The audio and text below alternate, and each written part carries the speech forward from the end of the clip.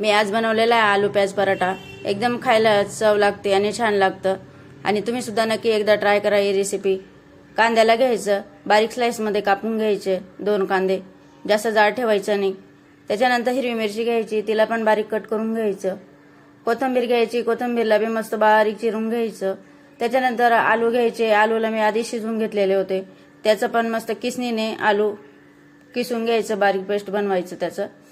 त्याच्यानंतर आहे ना आलू किसून झाले का बघू शकता तुम्ही, किसणीनेच किसायचं, असं मॅश करायचं नाही।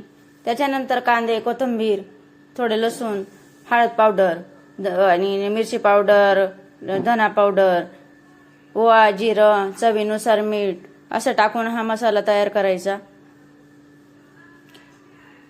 मसाला तयार झाला का मग एका साईडला आहे ना पीठ भिजवून घ्यायचं। आपण पीठ थोडं थोडं पाणी टाकून, थोडं मीठ टाकून त्याला आहे ना भिजवून घ्यायचं, डो तयार करायचं मस्त।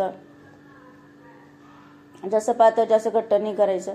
आणि छोटी लोळी घ्यायची, पोळीच्या आकाराने पोळी लाटून घ्यायची मस्त गोल, बारीक जाड ठेवायची नाहीये, बारीकच लाटायची। बघू शकता तुम्ही पोळी लाटून झालेली आहे। मसाला भरून द्यायचं त्याच्यामध्ये।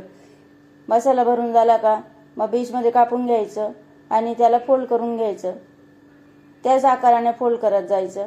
फोल्ड करून झाला का वरून थोडंसं पीठ टाकायचं आणि त्याच आकारामध्ये लाटून घ्यायचं।